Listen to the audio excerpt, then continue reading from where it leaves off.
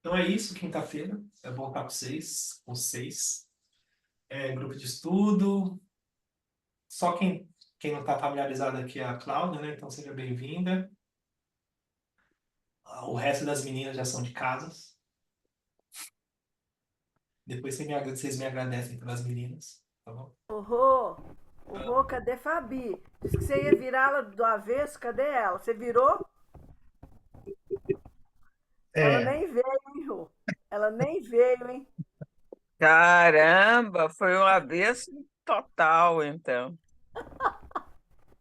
mas, mas eu acho que eu ajudei, vamos ver. Tô nessa esperança aí de ajudar. Enfim.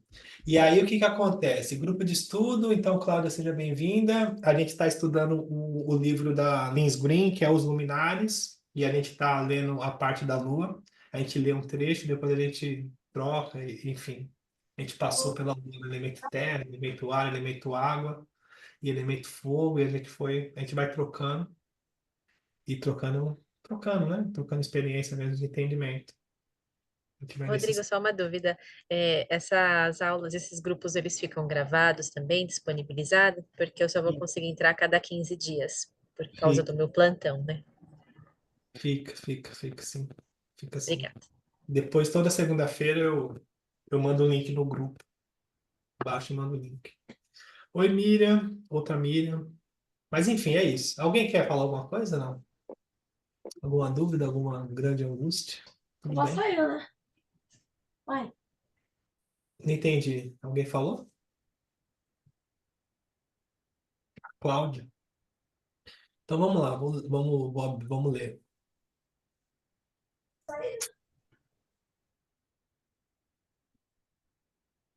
Hum, a gente parou aqui, ó. Alguém pode me ajudar com a leitura? Por favor. Uma de cada vez. Sempre tem briga nesse momento. Vai, Sil, lê aí, que você leu legal outro dia. Eu. Não tá baixo o meu som, não? Tá bom? Não, tá bom hoje. Tem um cachorro da vizinha latindo aqui, ó. Tudo bem? Tá Toda tudo. hora. Tá ouvindo? Vocês estão ouvindo? Então, Bem-vindo ao cachorro, deixa ele. Então tá.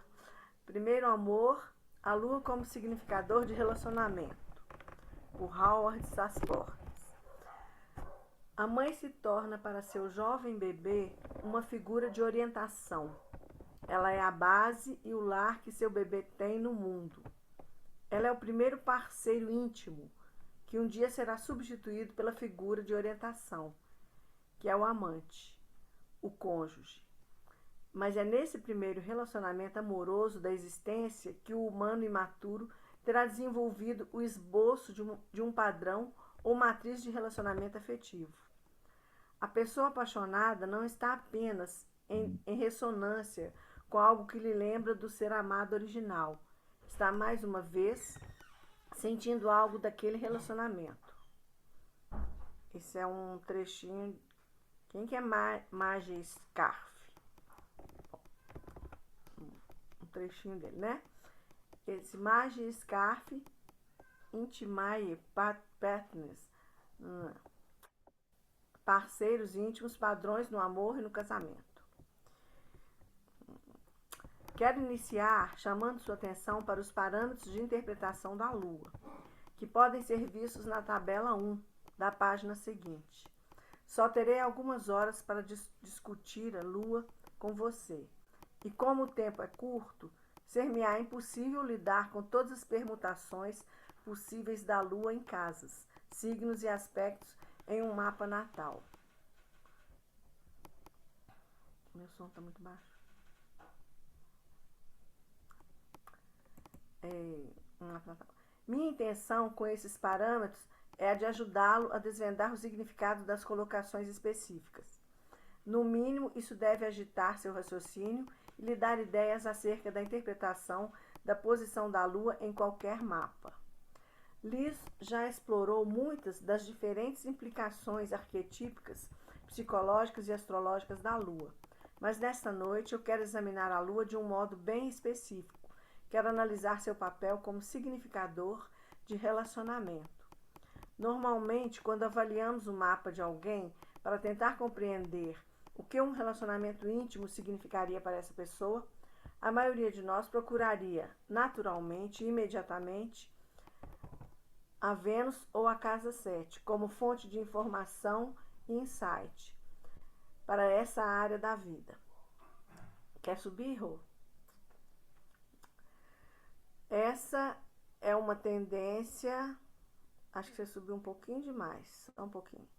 Essa é uma tendência. É isso. Nossa, essa é uma tendência.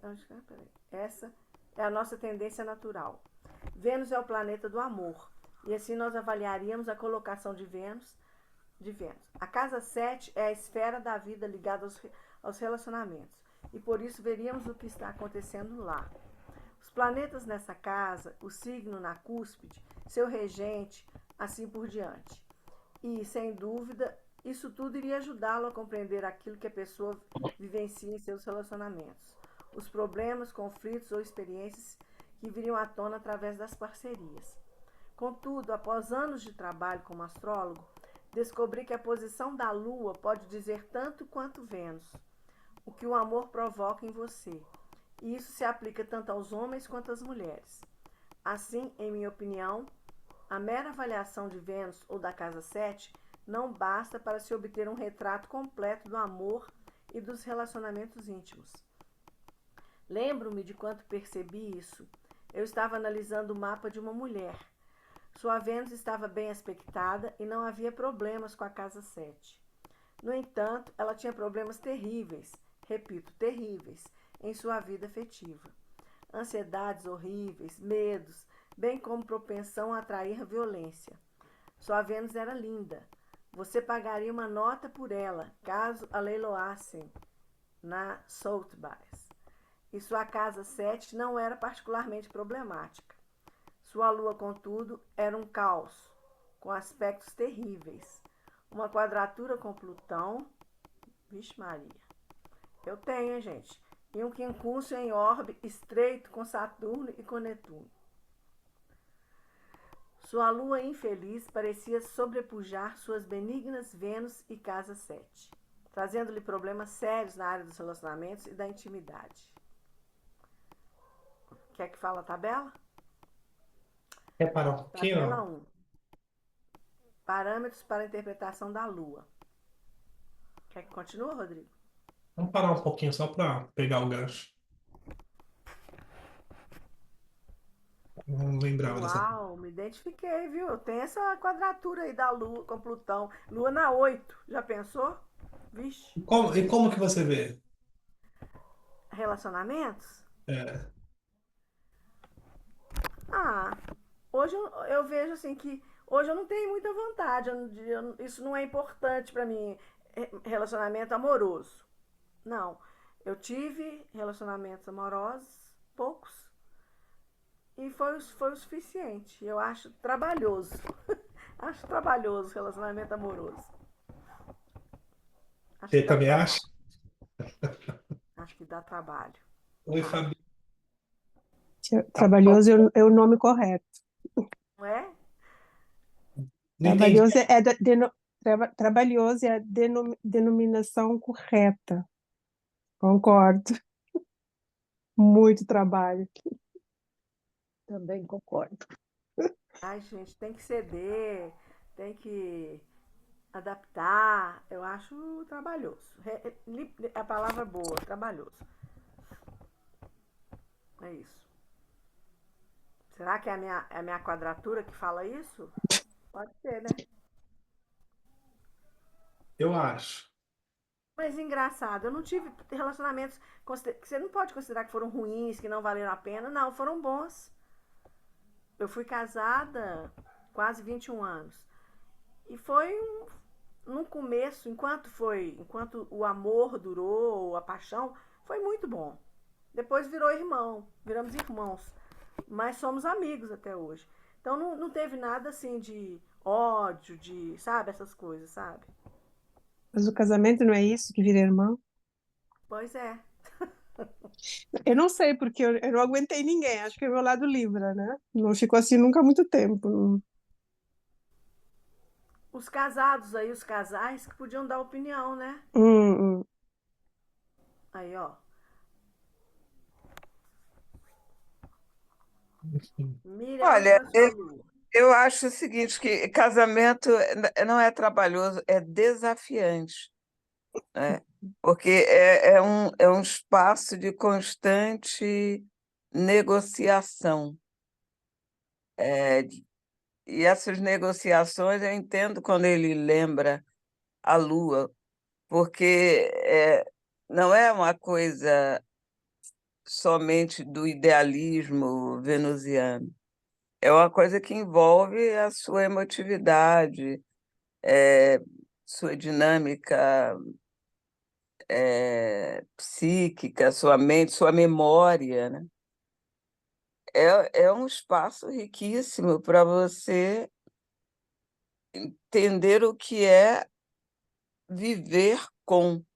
E parece que o humano, não sei se existe uma humanidade, não é que, não sei se não existe.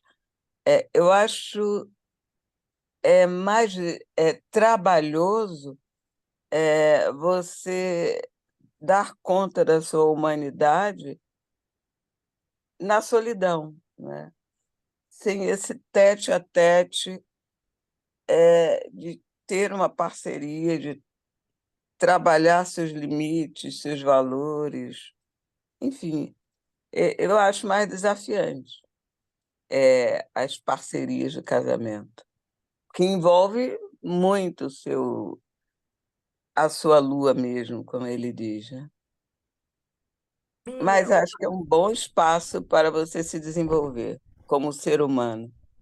o termo que você usou é desafiante e o quê? É, que, que tem que ter o quê que você falou? Fugiu aqui.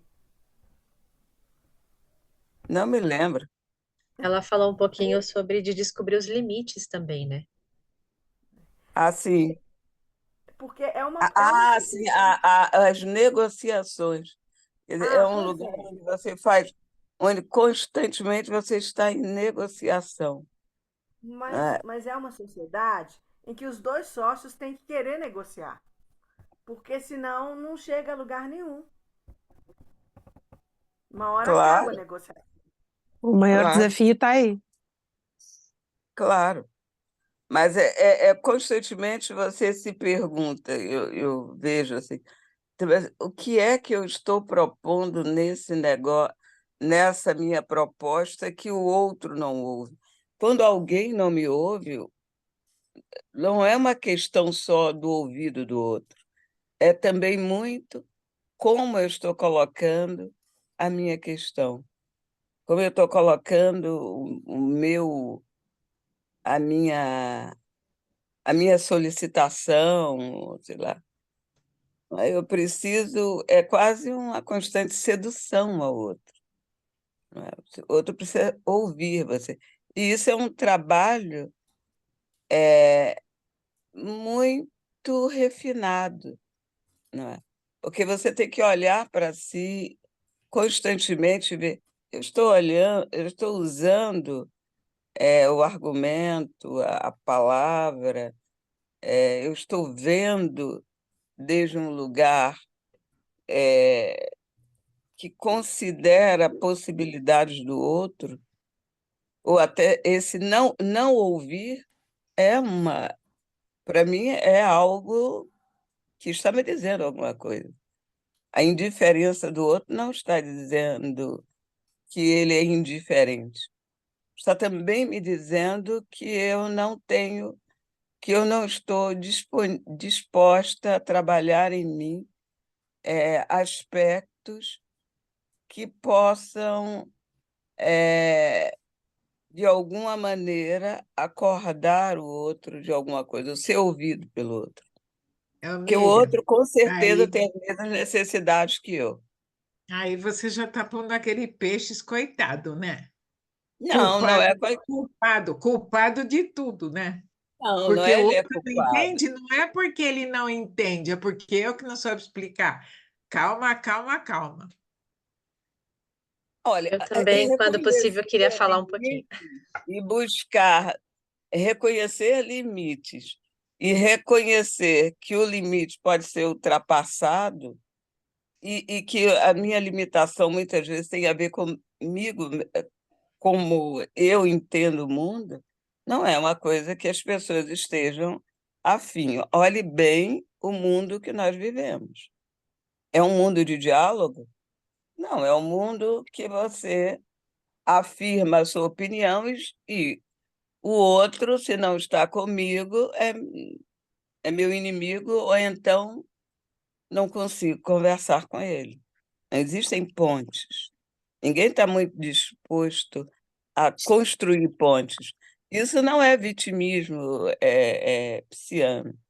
Isso é lembrar que nós somos essencialmente seres sociais e que só somos humanos na, nessa, na relação com o outro. É verdade, isso é verdade. Mas que tem muita gente que não faz a menor questão de ouvir o que o outro está falando, tá cheio também, né? Você há de convir. Sim.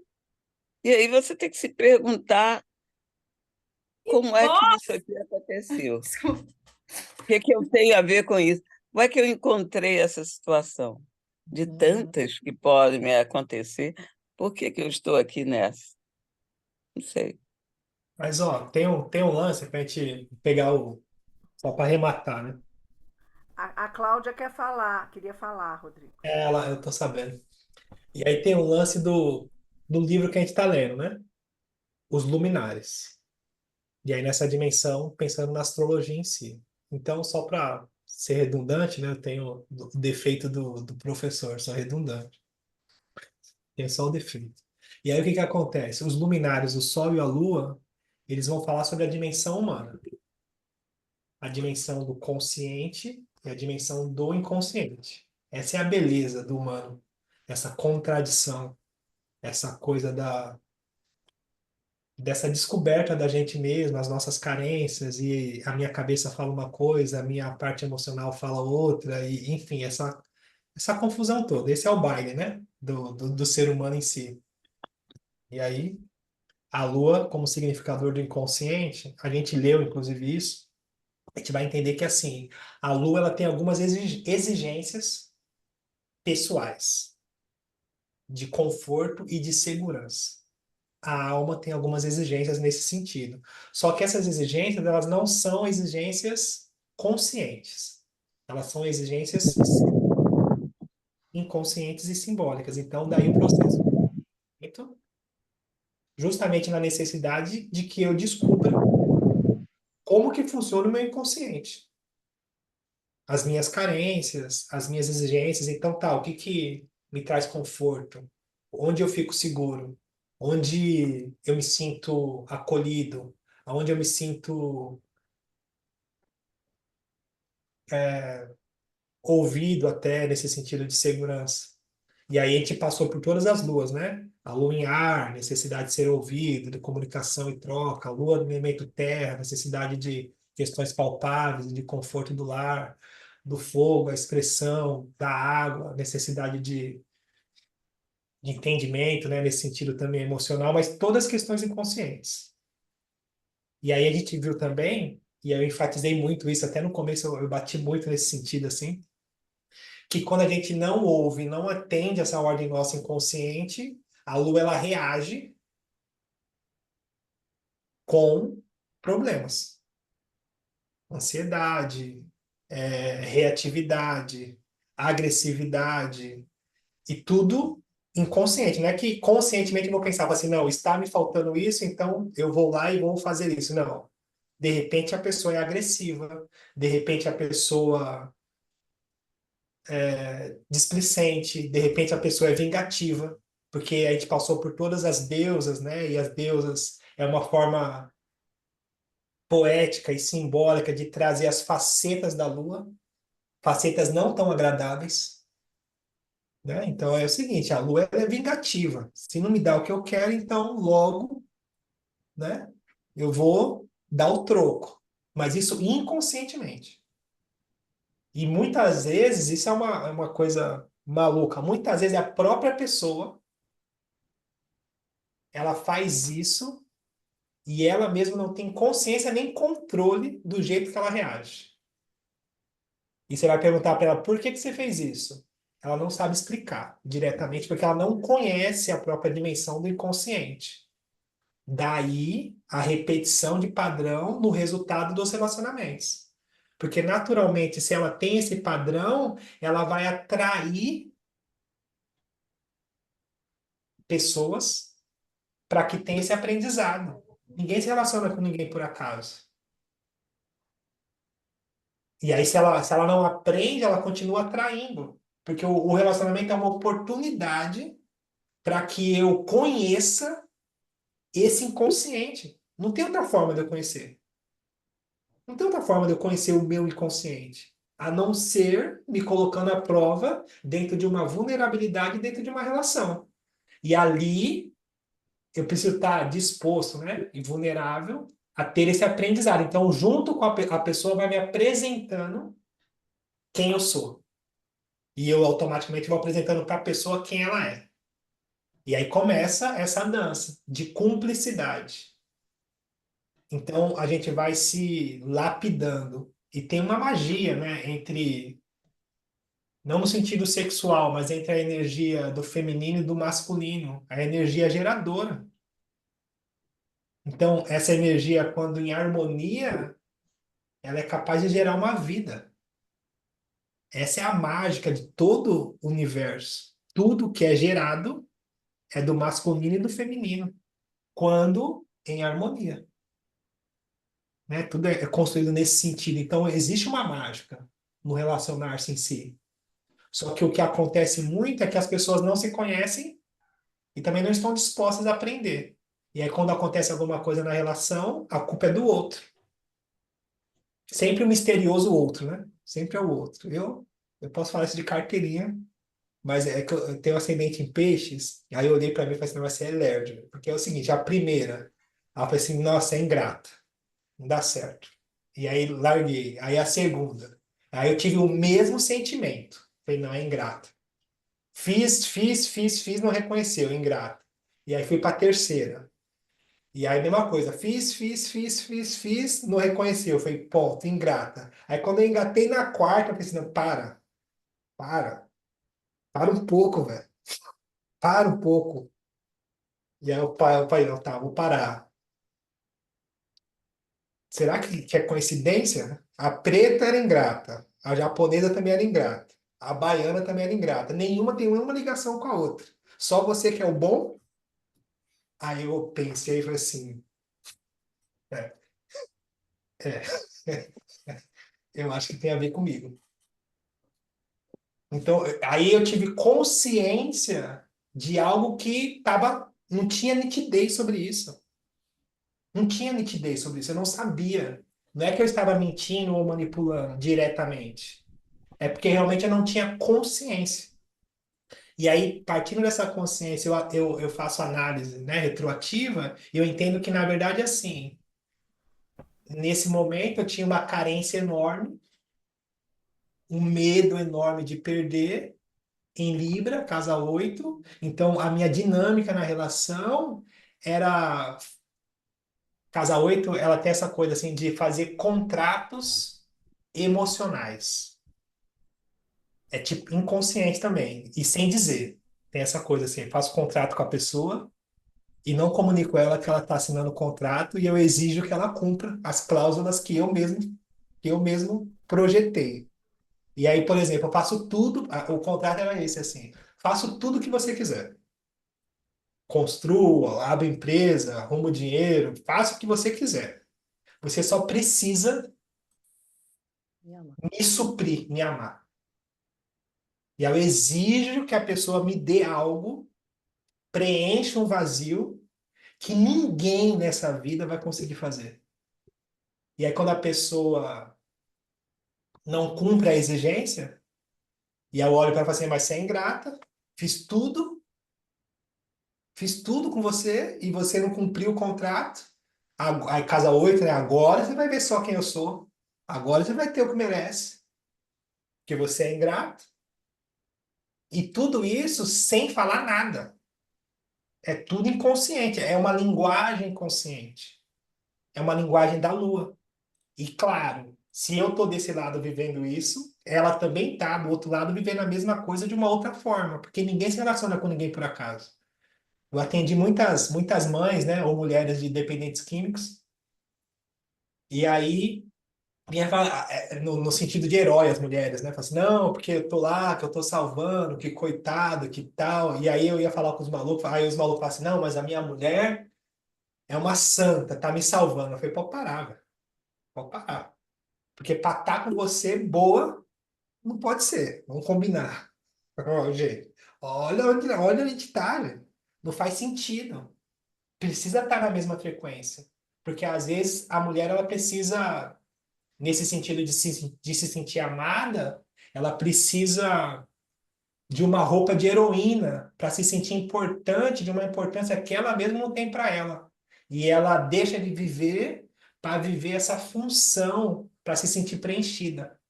E que também vai dar no mesmo lugar, é tão louca quanto.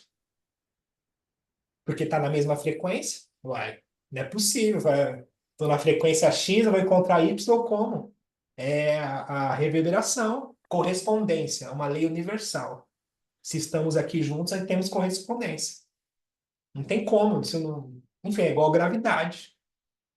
Piração, né? Fala, nossa senhora, tá gravando isso? Não vou soltar essa gravação, não. Não, ô Rô, mas faz todo sentido isso que você está falando. E olha aqui, você Eu já não entendi o que falou, você falou. Você falou o quê? faz todo sentido isso. E a gente só tem essa consciência depois, que está no subconsciente, depois que o relacionamento termina e que você vai se conhecer, analisar isso. Porque, por exemplo, olha, a minha lua, uma lua, no texto que ele falou aí, quadrada com Plutão, você já falou, a lua e Plutão tem um controle, ela controla.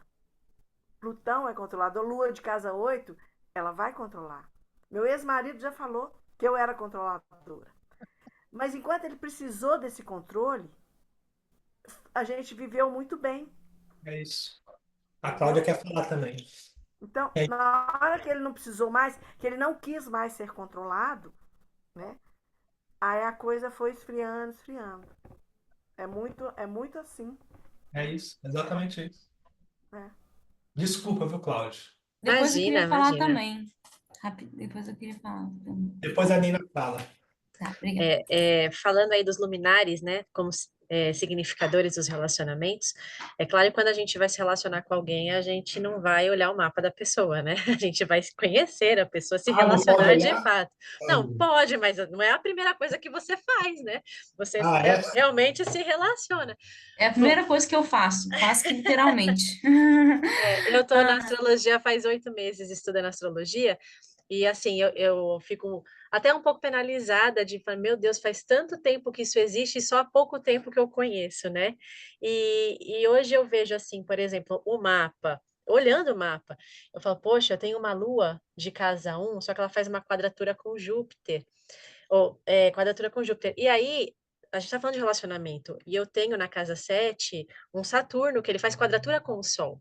Então, às vezes, ali, essa minha identidade um pouco mais desafiada, e essa quadratura ali também da Lua com Júpiter me pode, assim, me colocar num excesso, num desperdício, talvez. E o meu marido, eu tenho 15 anos de casado, e o meu marido, ele tem a Lua em Câncer, talvez assim uma substituta da mãe. E aí quando eu olho para minha lua fazendo essa quadratura com Júpiter, talvez um excesso de doação, um excesso. Então, quando você olha o mapa, começa a fazer bastante sentido aquilo que a lua precisa, aquilo que ele procurou, certo? Com a lua em Câncer, com aquilo que o meu mapa tem, né? Que talvez essa lua em quadratura com Júpiter ali na minha casa 1, né? Que assim, eu mesmo, me dando em excesso. Então, algumas coisas começaram a fazer muito sentido realmente quando eu tive acesso a essa ferramenta que é o mapa astral. E assim, participando aí do grupo, né, lendo sobre a lua e relacionamento, para mim hoje fez muito sentido. Então era isso que eu ia falar. Obrigado, viu, Cláudio? Muito legal. Fala, Nina. Não, eu Nina, queria, eu queria perguntar assim, quando tu fala casa 8, eu acho que eu tô muito atrasada no grupo, mas quando tu fala assim, casa 8, tu quer dizer a casa 8. Mas quer dizer mais alguma coisa? Porque, por exemplo, assim, eu tô olhando aqui na minha casa 8, eu acho que não tem nada. Aí, o que que isso vai querer dizer? Porque não tem nada na minha casa 8. entendi. Você não tá atrasada, não. Tá no dia certo, tá tudo bem. É que a gente vai falando assim mesmo. E, Uhum, enfim. É,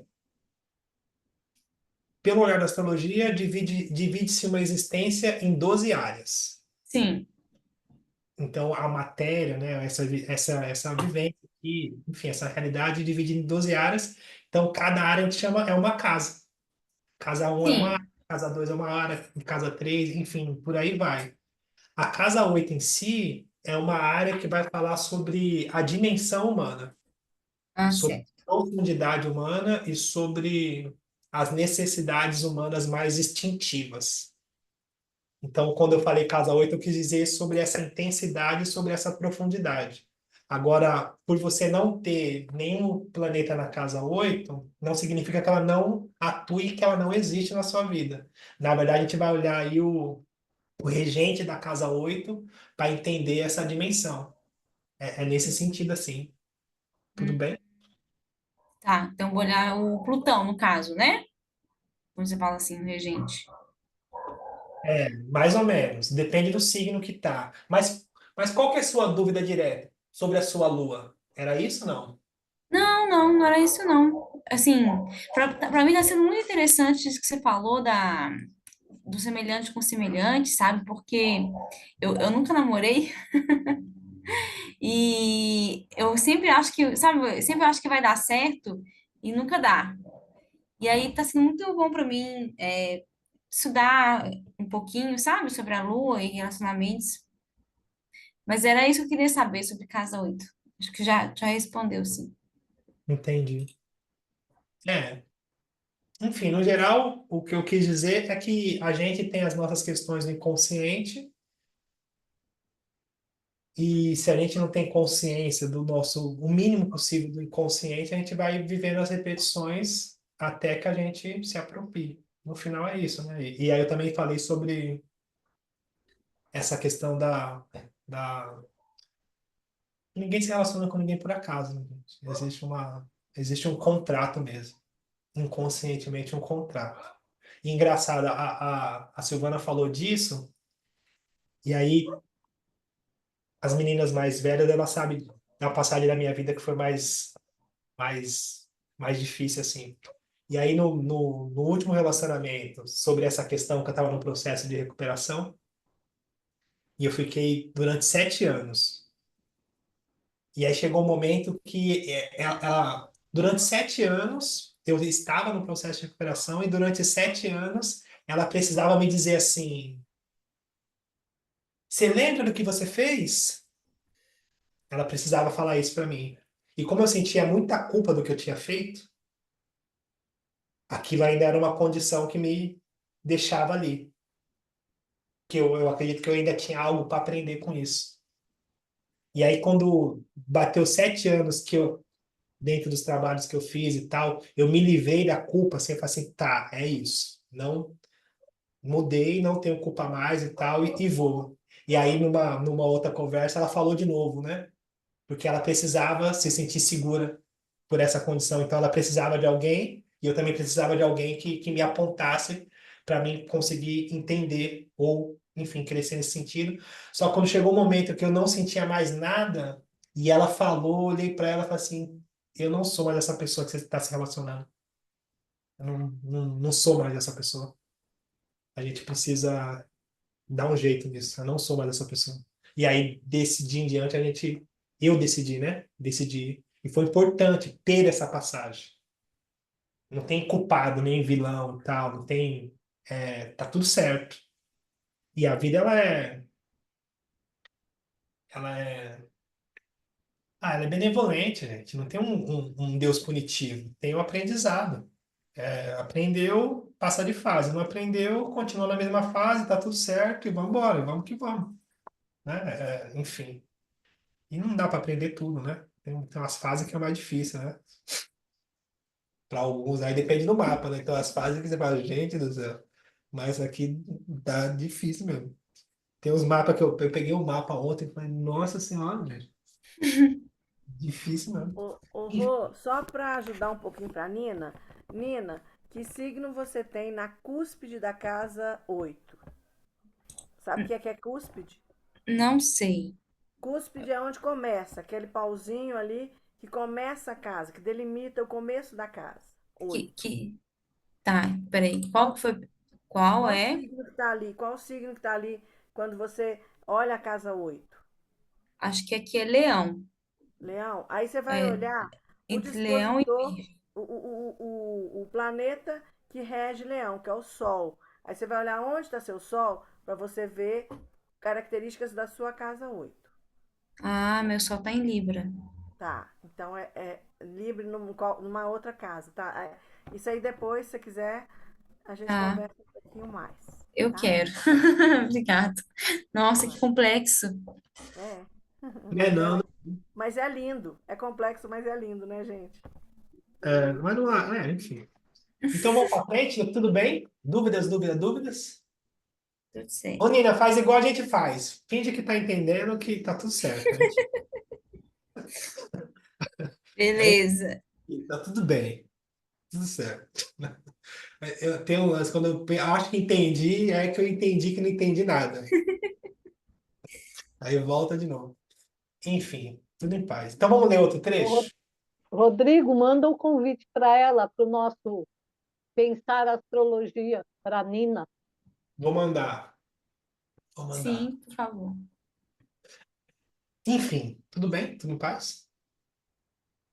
E Uhum. vamos ler a próxima parte, as tabelas lá. Fabi, você tá bem? Tá com cara de brava? Cara de brava, mas nunca. Eu tô com fome. Aí, tô dizendo. Tô falando, é quase a mesma coisa. É nada. Tô brava, não. Ai, Fabi, gente. eu tava zoando aqui que você não tinha chegado. Falei, Rodrigo, você virou a Fabi do avesso, como você falou que ia virar, né? Ela nem veio hoje, ó. Olha lá. Tá vendo, Fabi? Tá vendo, Fabi? Ah, Fabi, Fabi. assume o comando aí. Lê aí, ó. Vai Posso lá. ler? Por Pode. favor, Fabi. Peraí. Tabela 1? É, o Lua no signo. Tabela 1. Parâmetros para a interpretação da Lua. Lua nos signos. 1. O signo da sua Lua lhe diz algo a respeito do modo como você experimenta ou vê a mãe e de como você é como progenitor ou mãe. Como você provê ou gosta de ser provido. Ele descreve a imagem da anima ou imagem do feminino. 2. O signo de sua lua descreve sua natureza emocional, o modo como você responde instintivamente ou reage a eventos e ao ambiente. Caso a lua não esteja excessivamente inibida por outros aspectos, ou por um pesado condicionamento cultural em sentido contrário, reagiremos naturalmente à vida conforme seu signo. 3. O signo da Lua costuma mostrar a maneira de ser que nos dá conforto e segurança. Ele mostra ainda o modo de como você se afasta de tudo quando precisa descansar ou fazer uma pausa. Descreve seu santuário. Também pode dizer alguma coisa sobre a sua vida doméstica. Lua nas casas. 1. A casa mostra o ponto de onde somos sensíveis e reativos às necessidades dos outros, mas também onde nos deixamos influenciar pelos outros, onde espelhamos ou refletimos os outros, onde temos a tendência a nos misturar com aquilo que nos cerca.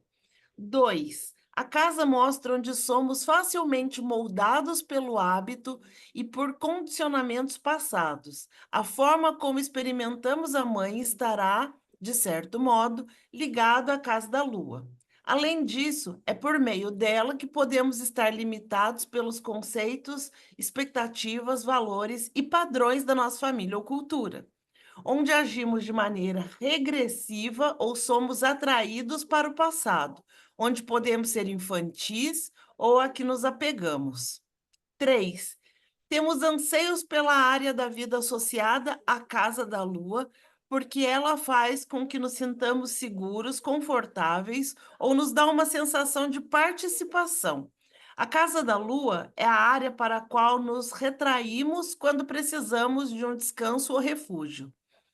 É na esfera da vida associada à casa da lua que podemos experimentar altos e baixos, mudanças de humor e flutuações de comportamento. A lua e os aspectos. Pode subir um pouquinho, por favor? Os aspectos com a lua colorem a imagem de Anima e aquilo que experimentamos por intermédio da mãe ou da pessoa que cuidou de nós. Por exemplo, será que nos encontramos com Júpiter ou Saturno por meio da lua, através das mulheres ou da mãe? Somos senhores da nossa imagem de Anima ou a projetamos? 2. Os planetas em aspecto com a Lua costumam descrever o condicionamento da infância, definindo um pouco melhor nossa natureza emocional. Somos abertos ou fechados? Defensivos? Reagimos depressa ou devagar? A natureza do planeta em aspecto com a Lua descreve nossas reações instintivas à vida, bem como aquilo que temos tendência a encontrar na esfera emocional. Os aspectos da Lua também colorem o modo como cuidamos dos outros e os nutrimos, ou como queremos ser cuidados. Os aspectos com a Lua descrevem algo a respeito da nossa vida doméstica. 4. Os planetas que formam aspecto com a Lua podem se manifestar por meio do corpo e do modo como nos movemos, de modo específico. Os aspectos com a Lua descrevem o modo como a mulher se relaciona com o próprio corpo. Assim, quero explorar a Lua com você sob essa ótica, examinar como ela indica aquilo que acontece quando nos aproximamos de alguém, como ela afeta diretamente questões relacionadas à fusão e à intimidade nas nossas vidas. A razão para a Lua ser um dos melhores significados do relacionamento não é difícil de entender. A Lua é um símbolo da mãe, e ao avaliarmos sua colocação em um mapa, obtemos uma boa indicação do relacionamento que a pessoa teve na infância com sua mãe. Já discuti isso a fundo no capítulo Etapas da Infância, em O Desenvolvimento da Personalidade. Por exemplo, se a sua lua natal forma aspecto com Saturno, então você teria encontrado Saturno de algum modo por meio da sua mãe.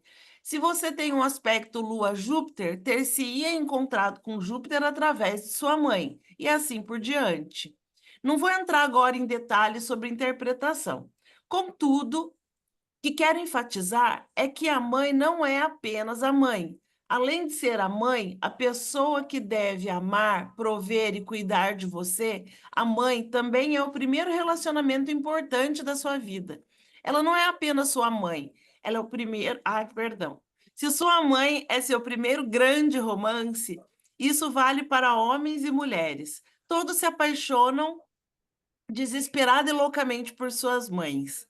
Seria difícil acreditar nisso ao olhar hoje para sua mãe ou ao levar em conta tudo que aconteceu antes, mas é verdade.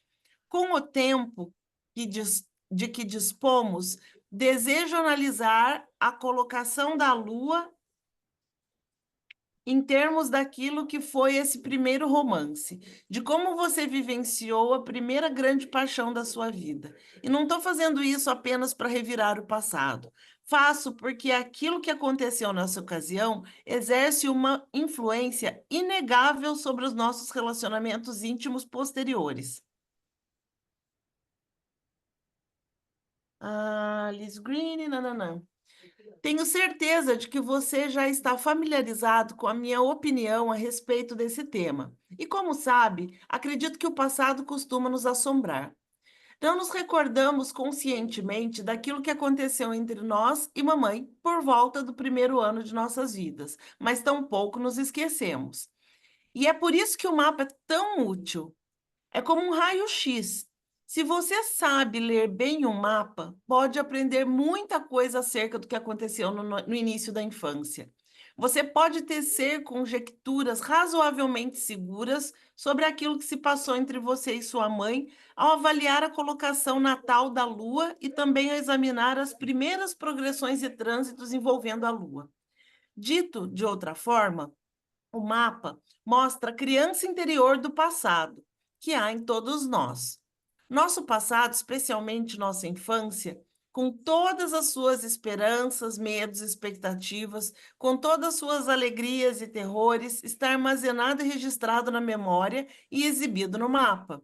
Sua criança interior do passado ainda está dentro de você, por mais maduro que você tenha se tornado. Por mais sofisticado e estudioso que você seja, ainda leva a criança interior dentro de si. Cheguei a ver pessoas mais educadas. Nossa, subiu rápido, eu perdi. Peraí, Rodrigo. Cheguei a ver pessoas mais educadas e maduras se espatifando, agindo amedrontadas, como crianças zangadas, quando a namorada ou namorado não telefonou conforme tinha combinado.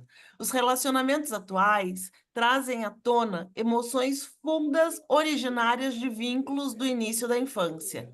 A mãe é nosso primeiro relacionamento importante, é o primeiro amor de nossa vida. E aquilo que acontece nesse relacionamento se torna o protótipo dos futuros relacionamentos íntimos. Aquilo que acontece entre você e sua mãe estabelece um padrão, um molde ou um pacote de expectativas interiores que dão forma àquilo que encontramos e experimentamos nas nossas uniões íntimas posteriores, influenciando-as.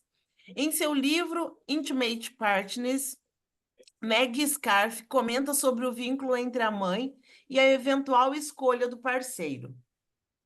É a partir desse estado psicológico primitivo, de total simbiose emocional com o outro, que reage, compreende-nos intuitivamente e satisfaz nossas necessidades, que despertamos lentamente para o mundo humano. E é no contexto desse despertar que começamos a formar presunções acerca da experiência do amor e intimidade. Mesmo quando chegamos a conhecer e identificar aqueles que cuidam de nós, especialmente a mãe, desenvolvemos sentimentos de apego tão intensos que não seria exagero classificá-los como a primeira grande paixão da vida humana. Aquilo que julgamos ser o correto no que diz respeito à escolha de um parceiro, é até certo ponto aquilo que foi e é familiar.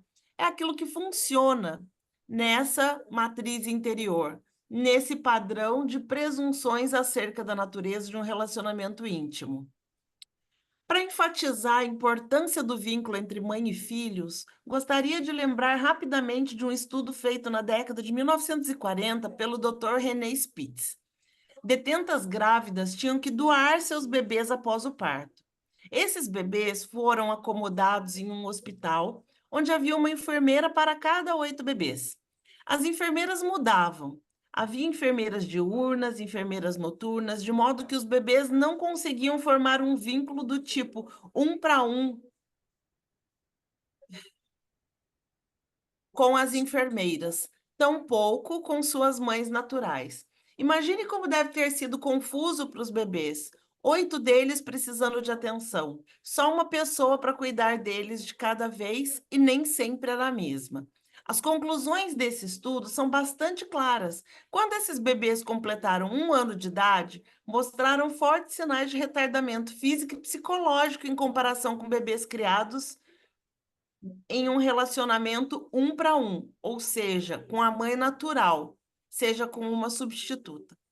Os bebês do estudo de Spitz choravam muito mais do que os outros bebês, sorriam menos. Poderíamos dizer que estavam deprimidos. Começaram a falar mais tarde, eram mais apáticos, menos reativos que os bebês criados normalmente. Pegavam infecções com mais facilidade, na verdade, tinham um índice de mortalidade maior do que os bebês que recebiam cuidados exclusivamente de suas mães. O estudo demonstra com clareza assustadora que um parceiro amoroso no início da sua vida é uma pré-condição para o desenvolvimento saudável. Podemos até morrer Assim, se não tivemos um bom relacionamento afetivo no princípio, ou se tivemos uma série de problemas no contato com nossa mãe, o primeiro amor de nossa vida, sofremos aquilo que Judith Viorst chamou em seu livro Necessaire, não sei como fala, de cicatrizes emocionais no cérebro. Ferimentos emocionais profundos. É o vínculo que existe entre mãe e filho, que nos dá as primeiras lições sobre o amor e o que nos diz, pela primeira vez, se nós somos amáveis ou não. Fabi, Sim, vamos parar aqui um pouquinho? Por favor. podemos Podemos? Podemos, beber podemos. uma água, né? Ficar judiando da Fabi, gente. E, e aí, tudo bem com vocês? O que vocês acharam? Muito boa a leitura, né? Achei legal. Faz tempo que eu tinha lido esse livro, gente. Achei legal. Mas eu quero só fazer uma ressalva com a psicanálise. Então, eu gosto também de ler muita psicanálise. Então.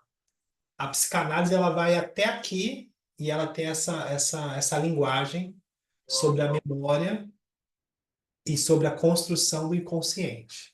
Então, a vivência com os pais, a questão da primeira, segunda e terceira infância e tal. Então, a psicanálise, ela já fala disso e não precisaria de astrologia. A psicanálise já consegue trazer esse entendimento, que é muito legal. Porém, o lance com o mapa astral, ele vai nos dizer para além da infância.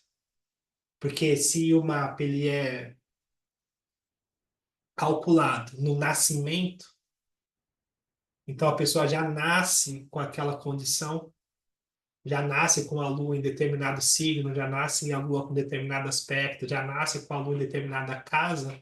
Então isso não é responsabilidade direta da mãe ou da criação.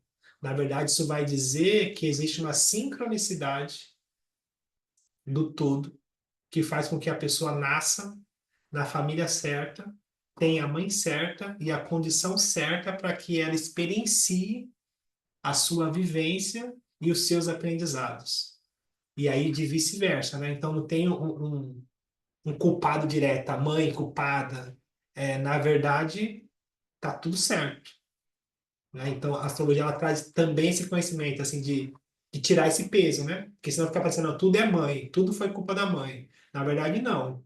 Na verdade, já tem esse registro, já tem essa memória. Inclusive, tem uma outra questão para enfatizar isso, que de repente a pessoa ela tem a marca na Lua de um Saturno, ou de um Marte, ou de uma questão mais agressiva, e ela tem um irmão, que esse irmão tem uma marca de Júpiter. Vamos colocar assim, uma marca mais harmoniosa. E é a mesma mãe. E aí, cada um vai registrar sua própria memória. Então, a pessoa que tem o aspecto mais desafiador, ela registra uma mãe agressiva. E a pessoa que tem um aspecto mais harmonioso registra uma mãe mais espirituosa. E não é diretamente que a mãe agiu diferente, é justamente a questão da memória, do que fixa, do que fica marcado, do que tem para a pessoa como aprendizado, como ou ressonância. Então, essas questões, né, para separar. Então, a astrologia ela complementa nisso, né, nesse sentido, de falar assim, não, tem mais coisa aí, né? Porque senão fica simples também, né? De certa forma fica simples. Jogar a culpa também, não, a culpa é da mãe, fala, não dá para ser assim, né? Enfim. Tudo bem? O que vocês acham? Pode falar, por favor. Como você, assim, falaria um exemplo quando a mãe, a Lua tem uma conjunção com Júpiter e uma oposição com Saturno? Como você colocaria essa mãe? Repete para mim, por favor. Quando tem a pessoa uma Lua conjunção Júpiter e uma Lua oposição a Saturno, ao mesmo tempo. A mesma lua tem as duas, A os dois. mesma Lua tem os dois aspectos. Entendi. Ao mesmo tempo uma mãe espirituosa, calorosa, e cobradora quando precisa. Tem Não as duas. fria. Ela não é fria, Fria, não. não? Sabe aquela mãe que é calorosa, espirituosa, e quando precisa ela consegue mudar a chave e falar assim, não, mas esse aqui é isso aqui. Ela é cobradora quando precisa. Então Uhum. ela consegue mudar a chave. Porque se fosse só um dos dois, então só com Júpiter. Então, Uhum. uma mãe que é calorosa e mima demais. Só calorosa, mima, cuida, Uhum. cuida, cuida, cuida, cuida e não põe limite. Com Sim, Saturno, ela tem os dois aspectos, né? tem. Claro, a casa e o signo vai ajudar a modular para entender como é que funciona mais essa questão dos dois funcionando junto, propriamente dito. A Lua e o Saturno estão, como é que é? Ah, com dignidade lá, quando está bem por casa, por signo, como é que fala? Exaltados. A Exaltados. Lua e Plutão. A Lua e Saturno, os dois estão exaltados. Júpiter não está tanto porque está em Touro. Então, a mãe é até espirituosa, mas o que vale é a Saturno responsabilidade, né, gente? fala mais alto, né? Tá, até sou espirituosa e tal, mas o certo é o certo e pronto, acabou. É isso aí, tá certíssimo. Muito bem! Sou eu, viu? Entendi depois. Rodrigo, cada filho tem uma visão da mãe, não é? É isso. É isso. E claro, né? E determinado, porque também aí é o determinado tempo também, né? Que nem eu tenho uma filha com lua em Áries, um com a lua em Capricórnio e outro com a lua em Escorpião. Então, assim, eu não sei, não posso dizer os aspectos agora, mas cada um me vê de uma forma. É isso. É isso. Enfim, e tudo vai acontecendo, né? Porque também tem a maturidade, enfim. Mas é nessa condição. Eu acho muito legal. Eu acho. Sim, Mas mãe, eu sempre, hoje eu atendi uma mãe. Nossa, hoje tá apertado. E aí, antes de atender a mãe, eu já falo assim, ó, mãe é um bicho estranho. Cuidado com o que você fala com a mãe. Mãe, atender mãe para ver o mapa do filho, eu já falo isso, falo assim, cuidado que mãe é um bicho diferente, estranho. Você não pode falar qualquer coisa com a mãe, você tem que pensar bem no que você vai falar. Eu já falo pro meu Sagitário. O meu povo em Libra fala pro meu Sagitário, calma, é a mãe. Tenha cuidado que é a mãe. Porque mãe é mãe, né, gente? Mãe é um bicho diferente. Enfim. E aí é isso, nesse sentido. E aí, por exemplo, olha que curioso, a mãe que eu atendi hoje, mas nesse trabalho que eu tenho com a dependência química e tal, a mãe é lá de Salvador, e o menino, ele tem 16 anos, 17, e ele tá começando, tá fumando maconha, assim. Recreativamente e tal, ela sabe. E sem dilema moral. Não vou eu aqui falar que tá certo, que tá errado, enfim. Mas essa é a condição. E, naturalmente, é uma fuga da realidade. Mas não menos que o resultado muda, mas é igual quem foge trabalhando, quem foge com amor, com relacionamento. Então, a fuga é humana. É que o resultado vai ser diferente.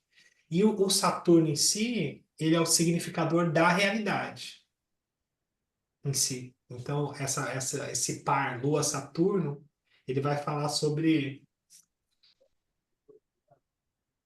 a forma e a estrutura, que é importantíssima, assim. Então, os aspectos, né, e a condição de Lua e Saturno no mapa é crucial para que a pessoa consiga lidar com a vida em si. Então, nem tanto para lá, nem tanto para cá, né? Nem tão seco, nem tão úmido, né? Propriamente dito. Mas aí, a mãe preocupada, porque ela não sabia, ela, né? tinha uma condição de mesada. Ela falou, porque tem a mesada, porque eu tenho que dar a mesada para ele e tal, que não sei o quê, nesse sentido. E ele tem Saturno de casa 2. E a casa 2 em si tem a ver com a sustentação, com a segurança e também com o dinheiro. Então, ele tem Saturno na casa 2, apesar dele ser novo, mas ele tem a marca de um aprendizado com autossustento, em aprender a se autossustentar financeiramente, diretamente. Tem essa condição, esse aprendizado. E a mãe estava meio que atrapalhando esse processo, por conta do cuidado dela, da mesada e tal, enfim. Atrapalhando ou retardando, atrasando esse processo. E, na verdade, o que ele precisava, ou precisa, né, é conseguir se virar, gente. Vai trabalhar, vai dar conta, não vou dar mesada, vai comprar suas coisas e tal. Isso traz para ele um senso de realidade. Tira ele dessa condição de escapismo.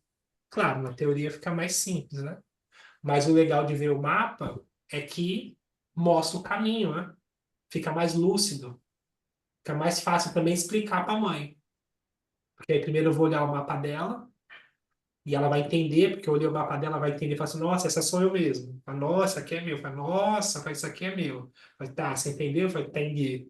E aí foi, tá, agora vamos olhar o mapa dele. E aí é irrefutável, que se para ela funciona, ela consegue entender o símbolo do filho dela também. Então destrava uma consciência.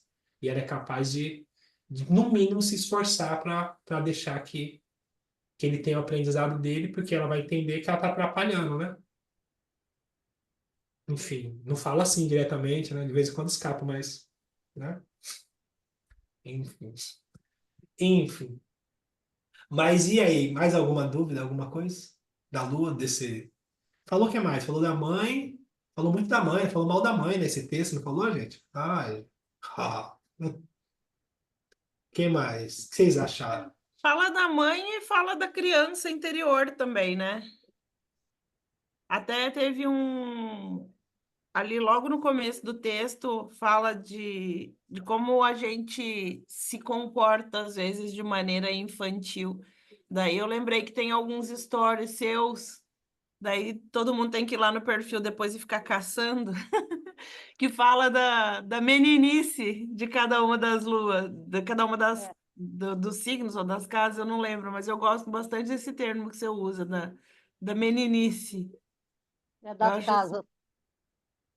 A meninice da Lua nas casas, né? a meninice É. da lua nas casas. Então tem Eu, tudo lá, tem que caçar para ver uma por uma. eu faço de propósito, gente. Ah. Mas é isso, assim. Então, a Lua. Enfim, hoje eu tô falante, né? Que aspecto que tá. Mas a Lua. Quando a gente tá sentindo dor, ou sentindo dor assim, quando tá passando algo, porque todo mundo vai passar por várias questões, né? Vocês estão sabendo, né? Sejam bem-vindos, a vida vai desafiar a gente, né? Então vai ter períodos que vai ser mais pegado, assim, para todo mundo. Sejam bem-vindos aí. Tem até uma astróloga amiga, ela fala assim, ó, quando nascer, já tem que dar o cartão do psicanalista e de um astrólogo. Fala assim, ó, a vida é assim, você vai precisar, já guarde esse cartão, porque, enfim. Mas quando a gente está passando por algo muito contundente, a gente quer voltar para o útero. Posição fetal, posição que quando a gente chora, né? Aquela posição de encolhimento, é um símbolo de voltar para o útero, é um símbolo de buscar abrigo, é um símbolo de. Então, naturalmente, quando a gente está passando algo mais contundente, a gente infantiliza. Isso é humano. Claro, permanecer. E aí já vira até uma patologia, né? Ficar muito tempo lá, mas é humano. A gente precisa, né? Chorar e fazer aquela cena toda, né? Ninguém sabe o que eu estou passando. Você não sabe o quanto é difícil para mim.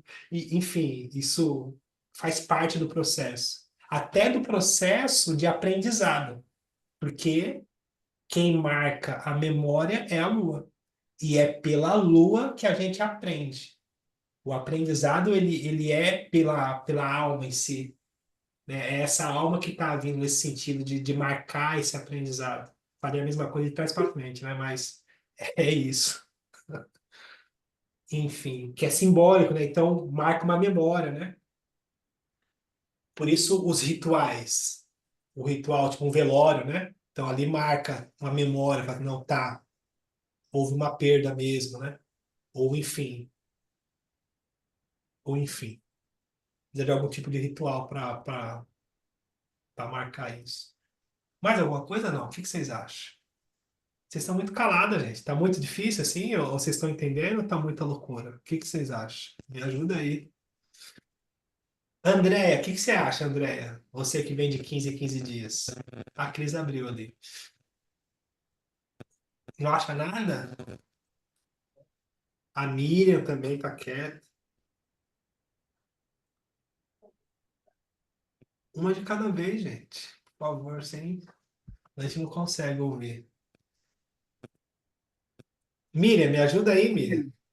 Olha, eu estou chocada, ninguém se chocou, mas eu ainda fiquei ali presa na qualidade do experimento. Esse experimento foi feito aonde? Na Pois Alemanha é, nazista? Porque é Eu o pensei isso. estilo, eu é o pensei isso também. estilo do Caraca, como é que experimento eles eram? da Alemanha nazista, né? Eu acho que não tem outro espaço mais adequado para um experimento daquele. E as crianças, e parece que foi longo o negócio, né? Aí pelo menos um ano, né? Um negócio absurdo. Eu não sei onde é que isso vai dar. E olha o resultado pífio, porque não, desde que a humanidade existe, que todo mundo sabe que crianças precisam de mães. É preciso um experimento para esse tipo de coisa, francamente. Eu É, fiquei na ali nessa verdade, história. parece que foram com crianças de abrigo, né? E é uma realidade que talvez para a gente não esteja tão próxima assim, mas é uma realidade bem presente. Eu trabalho numa casa que cuida de um abrigo de crianças que são crianças que têm que ficar por longe dos pais, porque os pais estão presos ou são dependentes ou por abuso, enfim, e são crianças que ficam, são cuidados assim, exatamente dessa forma. É uma realidade dura, mas presente, infelizmente. Ô, Miriam, eu estou dando uma olhada aqui e esse René Spitz é psicanalista austríaco. Ele nasceu em 1887 e faleceu em 74. Formou-se em medicina, tendo se especializado em psicologia infantil. Tá aí. Século Ele XVIII. fazia isso, privação E, na afetiva. verdade, e aqui pelo texto, Interessante. esse é um estudo, não foi um experimento, é um estudo de 1940. Foi bem a época que estava começando esses estudos sobre desenvolvimento infantil e tal.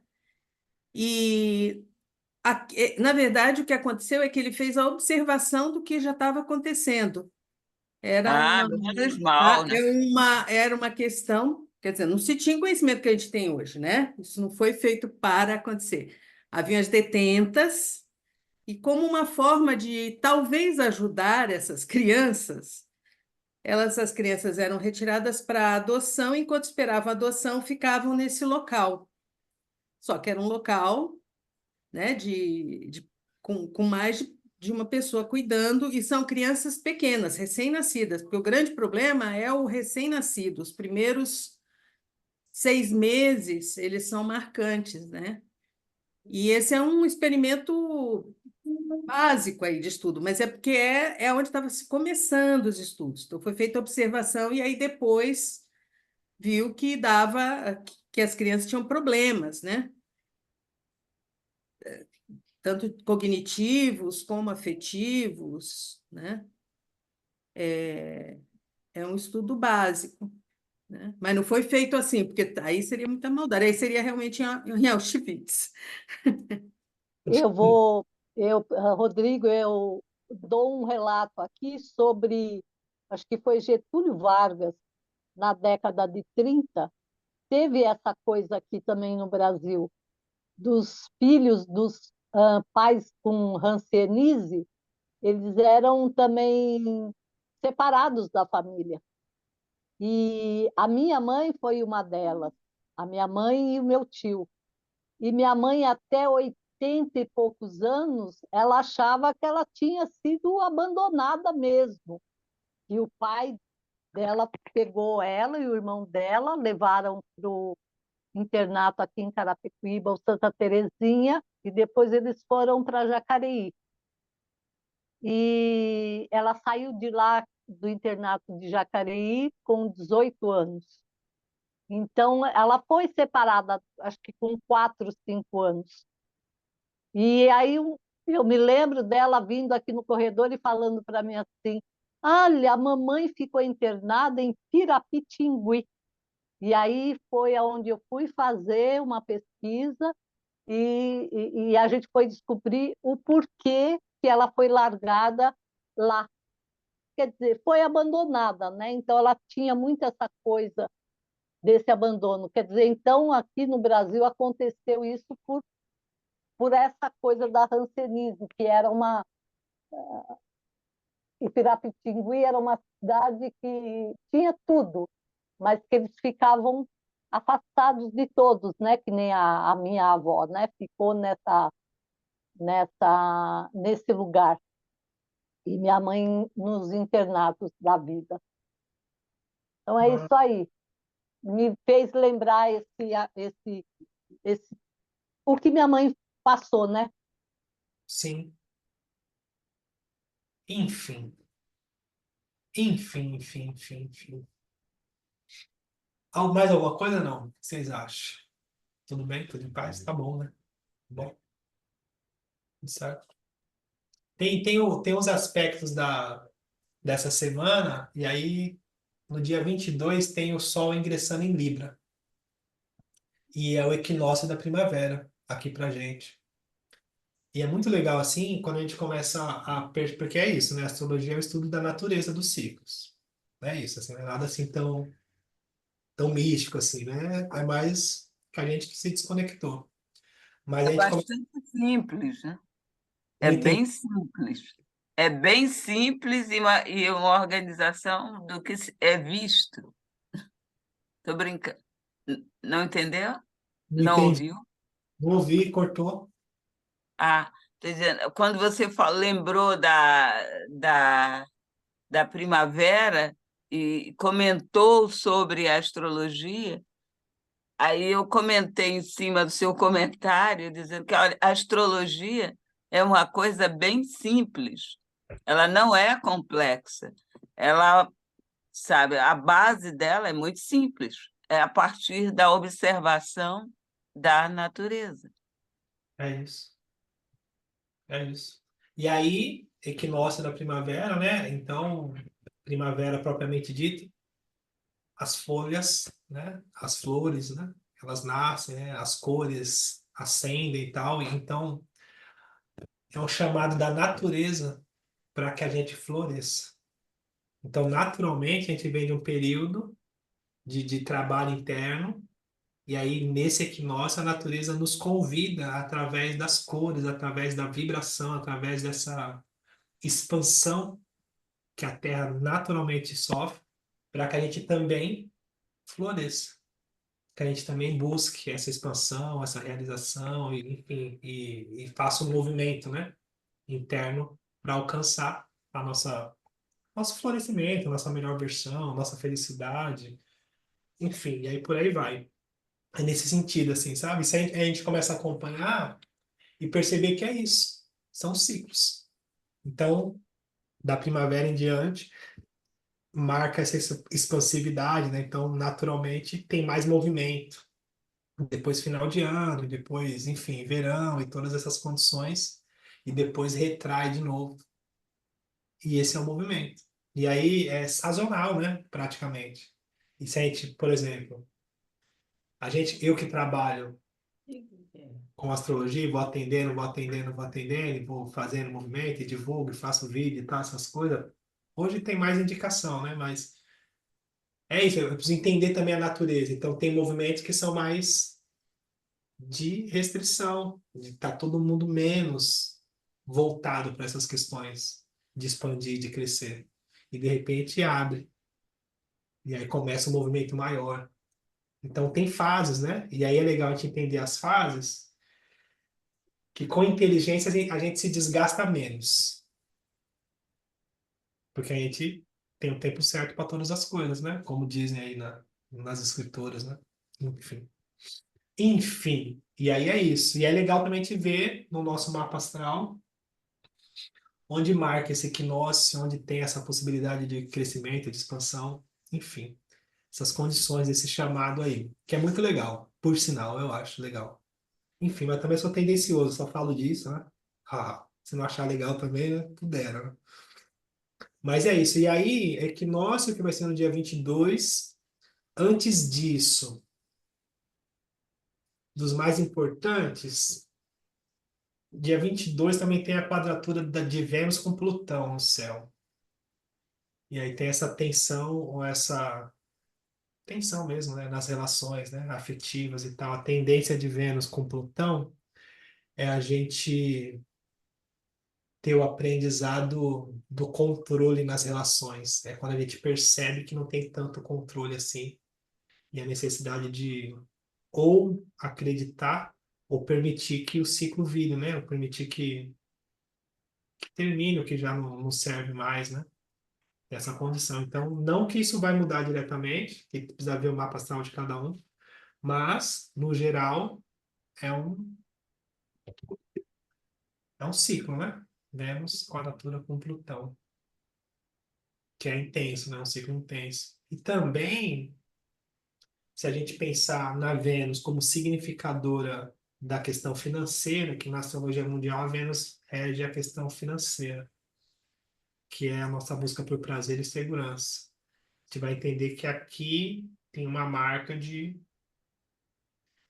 necessidade de mais controle ou mais organização financeira, para que não tenha grandes crises, né? Nesse sentido. E é isso. Um dos aspectos mais contundentes, eu acho que é esse aí. A Vênus ingressa em Escorpião também, depois no dia 23. Mas são tudo para puxar assunto. Na verdade, faz um movimento, mas a gente precisa ver no mapa astral individual, para entender mesmo. Mas é mais para puxar assunto, para ter o que falar. É e não é. É, mas não é bem assim, não. Né? Enfim, só puxando assunto. Tudo bem? Dúvida, dúvida, dúvida? Então é bom. Fala. Vênus quadrada com Plutão, a gente pode falar numa explosão de amor também, não pode? Paixão desesperada, não pode? Uai, olha só, aquelas paixões, aqueles vulcões assim, blum, momentâneos, sabe? A Assim, menina gostou. É tipo isso. É Vênus com que? Quadratura? Com Plutão, Silvana? É, Plutão. É daqui, dia 22, né, Rodrigo? é, Logo depois mas, do. mas te respondendo, Eu sei, eu tô floreando a quadratura, tá, gente? Eu tô floreando. mas te respondendo é daquelas paixões avassaladoras, né? Sim, sim. Me lembrou a carta do diabo no tarô egípcio. É uma coisa assim, sabe? Mas dá ruim. Ela não é duradoura, ela não é. Mas olha, vem para transformar. Então também no final vai virar borboleta. Vamos lá, né? Mas você sabe que a gente não tá com tempo, não. A gente tá. É legal, porque o céu ele ensina muito, né? E a experiência, ela traz o. Então, eu teve uma época que eu passei com o trânsito de Plutão com a Vênus. Na verdade, era Plutão em quadratura com a Lua, depois Plutão em quadratura com a Vênus. Plutão fazendo essa quadratura no céu e tal. E aí, nesse período, eu tinha me separado e tal, e aí encontrei uma amiga de infância que também tinha separado essas histórias. Enfim. E aí, romantizei, né? Estava escrito nas estrelas, a gente sempre se conheceu, toda essa papagaiada e tal. Foi legal. Mas aí é o seguinte, foi uma paixão assim maluca, assim, aquelas coisas maluca mesmo, assim, de intensidade, uma delícia, mas maluca, no sentido de ciúmes, de posse, de controle. E eu nem sei por onde começou, nem sei se fui eu, se foi ela que começou, mas a gente entrou numa condição de um relacionamento nesse sentido, de possessividade, de discussões, de brigas, de reatar também, aquelas coisas malucas assim. E sei que é o seguinte, deu ruim. Foi tão bom que deu ruim. Deu ruim, também serena pura, deu ruim, assim, não foi saudável, nem para mim, nem para ela, e deixou marcas profundas, assim. Então foi puta aprendizado para mim, pessoalmente. Para mim, pessoalmente, eu aprofundei mais na espiritualidade, casa 8, porque essa dor me fez buscar mais, porque doeu, e aí, naturalmente, a Vênus, ela tem essa questão, né, da descoberta do amor próprio, a Vênus em si. Então a gente busca fora alguém que nos preenche, que nos entregue esse amor, só que na verdade esse amor é só nós que podemos dar para a gente mesmo. Só que a gente precisa se frustrar fora para conseguir se recolher e cuidar da gente mesmo, e a partir daí a gente descobrir a sensação que é o bem-estar de poder se amar. Só que é poético assim, mas dói, dói, dói, dói, dói, dói, aí você se cura e aí floresce. E esse é o aspecto, Plutão com a Vênus. É nesse sentido. Mas eu tô falando isso porque eu não sei, não. Acho que tem flor que é cara, gente. Ah, eu prefiro. Tô preferindo as baratas, as flores baratas. Ah, não, gente. Muito cara essa flor aqui. Aí você aprendeu que o melhor é falar só desse aspecto em relação à questão financeira e ponto. Você vai se preocupar com isso nesse dia, É, nessa fase, né? Mas é, olha, baseado nesse texto de hoje, essa quadratura é muito parecida também com a Lua, que a gente vai buscar a gente lá dentro, a gente vai buscar nosso inconsciente, é bem parecido, porque já que a Lua também tem, né, mostra é, esse lance do relacionamento, né, com nesse texto hoje falando, né? é. A Lua também, né? Tem um significador do relacionamento. Também, sim, muito interessante. Enfim, uma delícia estar com vocês. Vocês tiraram foto? Ah, vou tirar foto. Obrigado, meu Fabi. Uma foto, Quem, foto. quem abrir a câmera? Quem não abrir é porque tá Pode dormindo. Já sei, já. Quem não abrir é porque tá sem perfume, né? Olha, tá todo mundo acordado. Ó, Cris! Ei, Cris! A Cris está acordada. Ô, Cris, você tingiu o cabelo, não? É porque da sombra. Tingiu, não? A Cris tem cabelo Não, preto até hoje, eu gente. decidi não pintar mais. E a cada corte que eu faço, está sumindo a tintura. Ah, que legal. Não quero mais química na minha cabeça. Chega. Vai lá, 1, 2, Eu 3 já- e. Muito legal. Enfim, então é isso. Então, boa semana para vocês. Obrigado aí, tamo junto. Vamos que vamos. Até a próxima quinta. Beijo, Próximo. gente. Boa Beijo, noite. beijo. Beijo, Até linda. mais. Beijo, beijo. Tchau.